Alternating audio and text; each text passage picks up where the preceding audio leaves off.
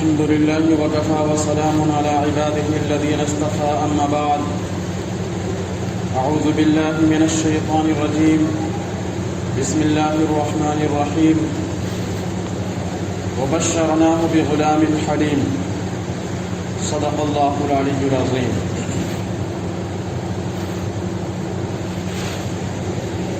برادران محترم، یہ مہینہ ذی قعدہ کا مہینہ ہے اور عنقریب اس مہینے کے بعد ذی الحجہ کا مہینہ شروع ہونے والا ہے، جو مہینہ تاریخی واقعات سے بھرا پڑا ہے. اور اس مہینے میں حضرت ابراہیم علیہ السلام اور آپ کے فرزند ارجمند حضرت اسماعیل علیہ السلام کی قربانی کا تاریخ ساز واقعہ اپنی مثال آپ ہے. جیسے ہی ذی الحجہ کا مہینہ شروع ہوتا ہے، پورا عالم اسلام حضرت ابراہیم علیہ السلام اور حضرت اسماعیل علیہ السلام کے اس یادگار واقعے سے اپنے ایمان اور یقین کی دنیا کو آباد کرتے ہیں. جمعہ کے بیانات میں اس کا تذکرہ کیا جاتا ہے، اس لیے مناسب یہ معلوم ہوتا ہے کہ آج کے جمعہ میں حضرت ابراہیم علیہ السلام اور ان کے فرزند ارجمند کے واقعے پر مختصر سی روشنی ڈالی جائے. میرے دینی بھائیوں، اللہ کی شان بے نیازی پر غور فرمائیں کہ اگر دینے پر آئے تو اپنے نافرمانوں کو اور اپنے دشمنوں کو درجنوں کی درجنے اولاد عطا فرمائے، اور نہ دینا چاہے تو اپنے پیارے پیغمبر اور لاڈلے پیغمبر کو جوانی میں اولاد نہ عطا فرمائے.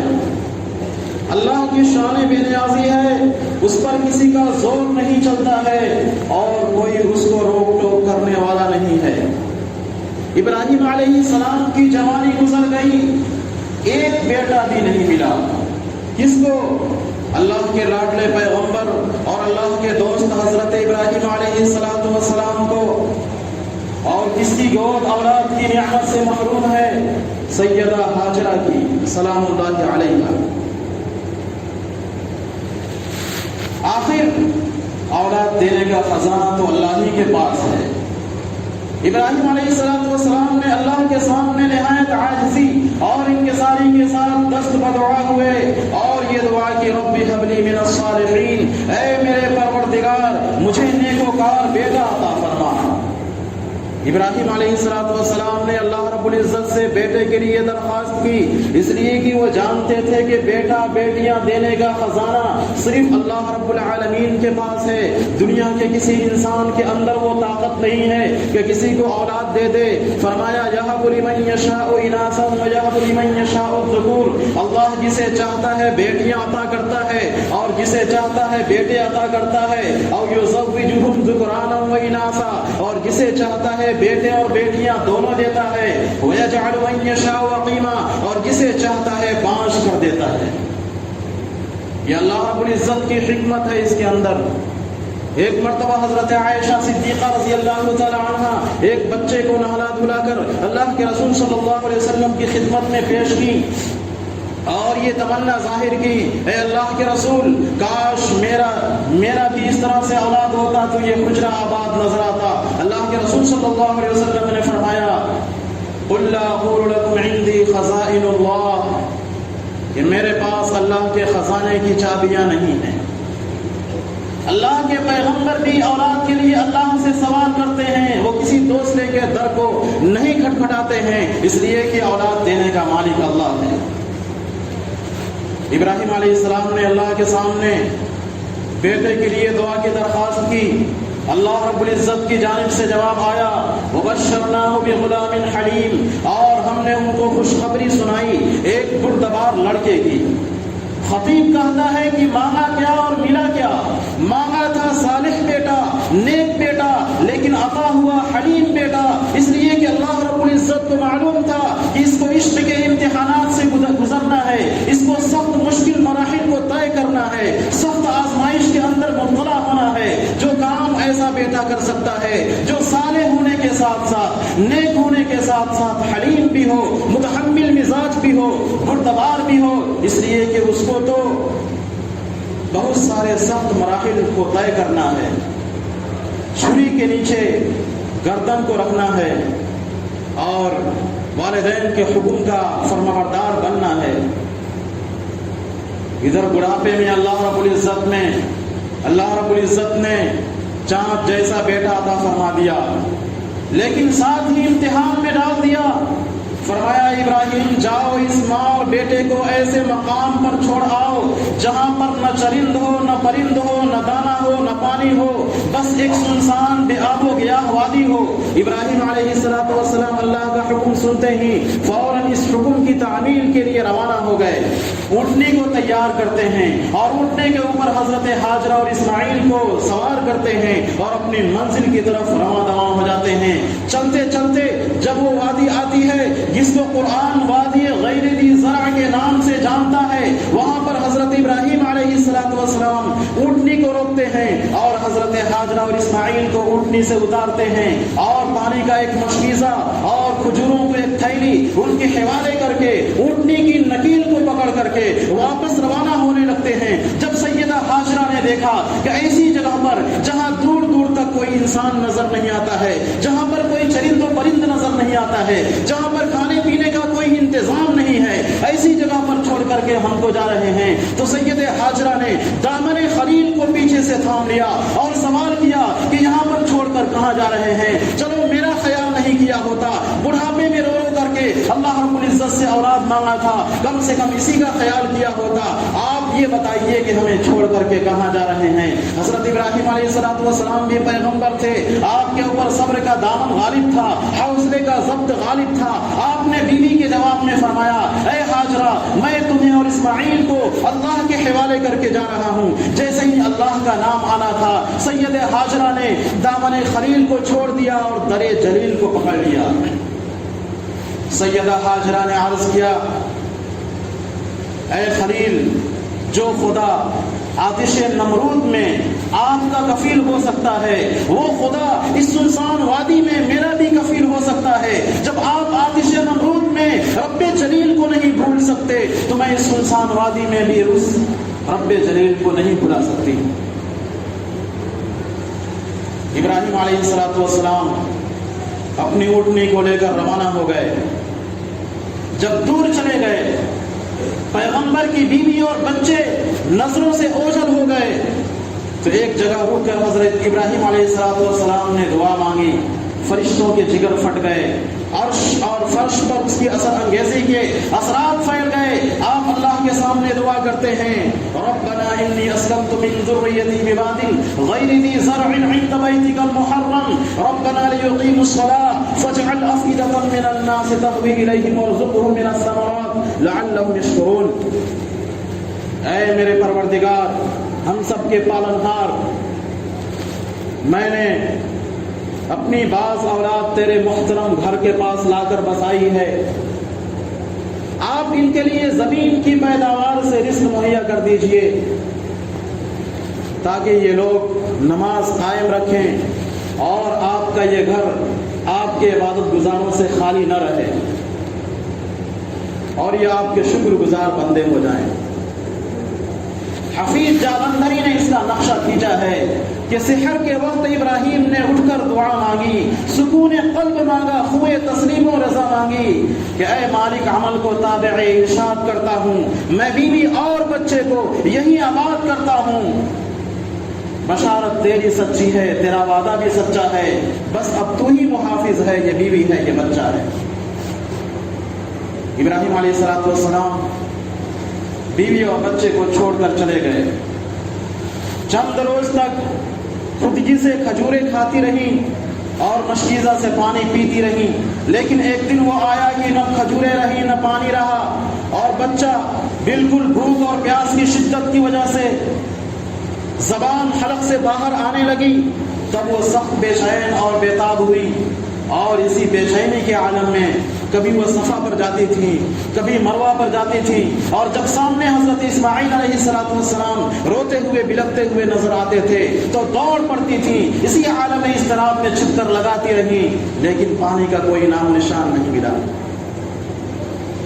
حفیظ نے اس کا نقشہ کھینچا ہے کہ یہاں صحرا ہی صحرا تھا، چٹانیں ہی چٹانیں تھیں، جناب ہاجرہ یا ایک بچہ دو ہی جانیں تھیں، نہ دانا تھا نہ پانی تھا، بھروسہ تھا فقط رب پر۔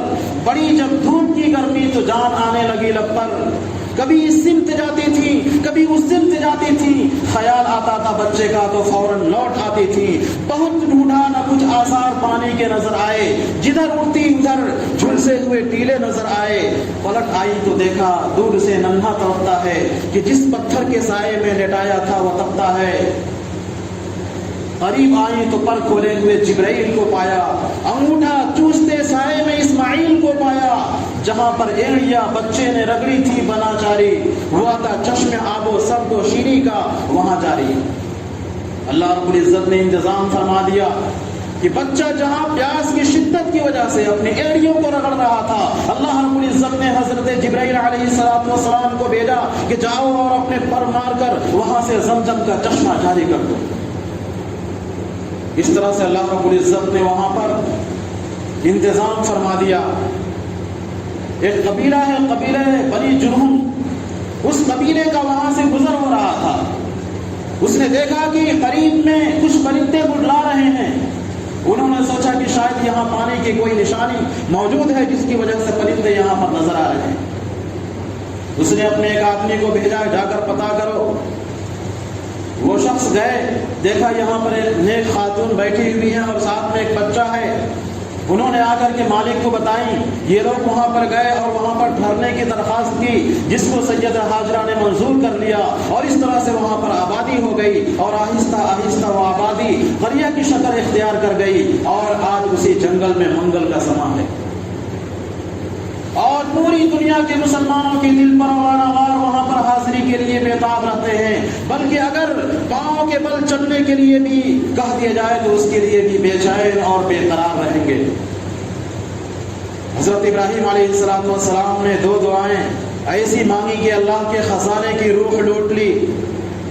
ایک حضرت اسماعیل علیہ السلام کو مانگا اور دوسرے محمد رسول اللہ صلی اللہ علیہ وسلم کو مانگا۔ پہلے کو مانگا جو زمزم والا ہے، دوسرے کو مانگا جو کوثر والا ہے۔ زمزم والا بھی دعائے خلیل ہے اور کوثر والا بھی دعائے خلیل ہے۔ ابراہیم علیہ السلام اس درمیان میں ایک مرتبہ اپنے بچے سے ملنے کے لیے آئے، لیکن بچے کی غیر حاضری کی صورت میں واپس تشریف لے گئے۔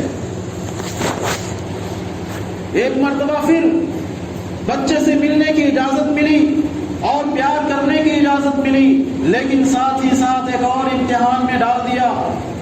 خواب کے ذریعے سے ان کو حکم دیا جا رہا ہے کہ اپنے بچے کو اللہ کے راستے میں قربان کر دیں۔ قرآن نے اس کا نقشہ کھینچا ہے، فلما بلغ معه السعي قال يا بني اني ارى في المنام اني اذبحك فانظر ماذا ترى قال يا ابت افعل ما تؤمر ستجدني ان شاء الله من الصابرين۔ پھر جب وہ لڑکا پہنچا اس سنکو کے باپ کے ساتھ دوڑے تو اللہ رب العزت نے ان کو حکم دیا، فلما بلغ معه السعي قال يا بني اني ارى في المنام۔ باپ نے اپنے بیٹے سے کہا کہ میں نے خواب میں تم کو دیکھا ہے، انی اذبحک، میں تم کو ذبح کر رہا ہوں، فانظر ماذا ترى، بتاؤ تمہاری کیا رائے ہے۔ کون پوچھ رہا ہے؟ وہ نبی جو پیغمبر ہے، اور جواب کون دے رہا ہے؟ وہ نبی جس کو پیغمبر بننا تھا۔ بیٹے کا جواب سنیے، بیٹا جواب دے رہا ہے، یا ابت افعل ما تؤمر، اے میرے والد بزرگوار، آپ کو جو حکم دیا گیا ہے اسے کر گزریے، ستجدنی انشاءاللہ من الصابرین، انشاءاللہ آپ مجھے صبر کرنے والا پائیں گے۔ علماء کرام نے اس سے نقطہ بیان کیا ہے کہ کسی بھی کام کے لیے انشاءاللہ کہہ لینا یہ انبیاء علیہ السلام کی سنت ہے، اس لیے کہ والد کا ارادہ ہوگا بیٹے کو ذبح کرنے کا اور بیٹے کا ارادہ ہوگا ذبح ہونے کا، لیکن ہوگا وہی جو اللہ چاہیں گے۔ حضرت ابراہیم علیہ السلام अपने बेटे को लेकर अपनी मंजिल की तरफ रवाना हो गए। शैतान को इब्राहिम अलैहिस्सलाम और उनके बेटे की याद बिल्कुल पसंद नहीं आई। वो नसीहत करने वाला बनकर आपकी राह में हायल हो गया और कहा, इब्राहिम जरा गौर तो करो, ये ख्वाब की बात है। भला बाप भी अपने बेटे को ज़बह किया करता है, तुम ख्वाब की बात में आ गए और इतना बड़ा कारनामा अंजाम देने के लिए तैयार हो गए। अपने इरादे से बाज आ जाओ। इब्राहिम अलैहिस्सलाम समझ गए ये शैतान मुझे अपने इश्क के इम्तिहान से रोकना चाहता है। आपने शैतान को 7 कंकरियां उठाकर मारी और शैतान को भगा दिया। लेकिन शैतान दोबारा हिम्मत करके आया और फिर वही नसीहत करना शुरू कर दिया। इब्राहिम अलैहिस्सलाम ने फिर शैतान को कंकरी मारी और शैतान को भगा दिया। लेकिन शैतान ने तीसरी मर्तबा हिम्मत करके आपको भगाने की कोशिश की और आपको इम्तिहान में नाकाम करने की कोशिश की। लेकिन इब्राहिम अलैहिस्सलाम ने इस मर्तबा इतनी जोर से कंकरियां मारी कि शैतान की तमाम तदबीरें नाकाम हो गई और आप अपने इम्तिहान के लिए तैयार हो गए। जब कुर्बान गाह पर पहुंच गए, बाप ने बेटे की आंख पर पट्टी बांधी ताकि शफ़क़त पेदरी जोश में ना आए, ताकि इम्तिहान में रुकावट ना हो जाए, और आंख पर पट्टी बांधकर छुरी को तेज करने लग गए। जब छुरी तेज हो गई, अब बेटे के गले पर चला रहे हैं लेकिन छुरी चलने का नाम नहीं ले रही है। इब्राहिम अलैहिस्सलाम को गुस्सा आ गया, सख्त नाराज हो गए। छुरी को मुखातब करते हुए कहते हैं, ऐ छुरी, अगर मैं तुझसे किसी दरख्त को काटता तो उसका रेजा रेजा कर देती, अगर किसी जानवर पर चलाता तो उसका बूटी बूटी कर देती, लेकिन आज मैं इम्तिहान को पूरा करने के लिए अपने फर्जंद अर्जुमन के गले पर चला रहा हूँ तो उसका बाल भी बेका नहीं कर रही है। छुरी को अल्लाह रब्बुल इज्जत की तरफ से बोलने की ताकत मिलती है। छुरी कहती है, ऐ खलील, तू बता कि खलील चला रहा है, जलील रोक रहा है, अब बता कि मैं तेरी मानूं या जलील की मानूं। अल्लाह रब्बुल इज्जत की तरफ से आवाज आई, क़द सद्दक़्त रुया इन्ना कज़ालिका नजज़िल मुहसिनीन। इब्राहिम, तूने ख्वाब को सच कर दिखाया, बेशक हम नेककारों को ऐसा ही बदला दिया करते हैं। और आसमान से, जन्नत से एक मेढा आया और इब्राहिम इस्माइल अलैहिस्सलाम की जगह उसकी कुर्बानी हो गई। यह है कुर्बानी के असल वाक़े का पस मंजर। सहाबा कराम रज़ियल्लाहु तआला अन्हुम ने अर्ज़ किया, मा हिया अज़ाहियु या रसूल अल्लाह, ऐ अल्लाह के रसूल, ये कुर्बानी क्या चीज़ होती है? अल्लाह के रसूल ने फरमाया, हिया सुन्नतु अबीकुम इब्राहिम, ये तुम्हारे जद्द अमजद हज़रत इब्राहिम अलैहिस्सलाम की सुन्नत है। सहाबा कराम ने पूछा, मा लना फ़ीहा या रसूल अल्लाह, ऐ अल्लाह के रसूल, इसके बदले में हमको क्या मिलेगा? अल्लाह के रसूल ने फरमाया, लिकुल्लि शाअरतिन हसना, हर बाल के बदले में तुम्हें एक नेकी मिलेगी। सहाबा ने अर्ज़ किया, अल्लाह के रसूल, बहुत सारे जानवर ऐसे होते हैं जिनके बदन पर बाल नहीं होते हैं बल्कि ऊन होते हैं, तो क्या उसके बदले में भी नेकी मिलेगी? अल्लाह के रसूल ने फरमाया, लिकुल्लि सूफिन हसना, हर ऊन के बदले में, ऊन के हर जर्रे के बदले में नेकी मिलेगी। और अल्लाह के रसूल ने फरमाया, मन लम यस्तती फलम युज़हि फला यक़रबन्न मुसल्लाना, कि जो शख्स कुर्बानी की हैसियत रखने के बावजूद, यानी साहब निसाब होने के बावजूद, कुर्बानी की दिनों में कुर्बानी करने के बकद्र माल के मालिक होने के बावजूद जो शख्स कुर्बानी ना करे, फला यक़रबन्न मुसल्लाना, वह हमारी ईदगाह में ना जाए। ये कितनी बड़ी वईद है। लेकिन आज हम लोग, बहुत सारे लोग मालो दौलत होने के बावजूद, साहब निसाब होने के बावजूद, कुर्बानी के हैसियत रखने के बावजूद भी कुर्बानी नहीं कर रहे हैं और इस गलतफहमी के शिकार हैं कि पिछले साल हमने अपनी तरफ से कुर्बानी कर दी थी, इसलिए इस साल हम दूसरे की तरफ से या नबी करीम सल्लल्लाहु अलैहि वसल्लम की तरफ से कुर्बानी करेंगे। ये मसला कान खोल करके सुन लीजिए कि जो शख्स हर साल साहब निसाब है तो उसकी तरफ से हर साल कुर्बानी वाजिब है। और एक घर में अगर चंद अफराद मौजूद हैं, जैसे एक बाप के 5 बेटे हैं और हर बेटा साहब निसाब है, हर बेटा निसाब के बकद्र माल का मालिक है, तो हर बेटे की तरफ से कुर्बानी वाजिब होगी। और सिर्फ बेटों ही की तरफ से नहीं, बल्कि घर की जो बहू हैं, घर की जो बेटियां हैं, अगर वो इतने माल का मालिक है जो निसाब के बकद्र पहुंच जाता है तो हर बहू बेटी की तरफ से भी कुर्बानी वाजिब है। घर के मालिक की तरफ से सिर्फ कुर्बानी वाजिब नहीं है, बल्कि इसमें एतबार असल मालियत का है कि जिसके पास भी 7.5 तोला चांदी या 52.5 तोला 7.5 तोला सोना या 52.5 तोला चांदी या उसके बकद्र मालियत मौजूद है, तो ऐसे शख्स पर कुर्बानी वाजिब है, चाहे वो बाप हो या बेटा हो या घर में रहने वाला कोई भी फर्द हो। इंशाअल्लाह मसले मसाइल हो सकता है अगले जुम्मे के अंदर बयान किए जाएंगे। दुआ कीजिए कि अल्लाह रब्बुल इज्जत हमें कहने सुनने से ज़्यादा अमल की तौफीक अता फरमाए। व आखिरु दअवाना अल्हम्दुलिल्लाहि रब्बिल आलमीन। जो हज़रात सुन्नत न पढ़े वो सुन्नत पढ़ लें।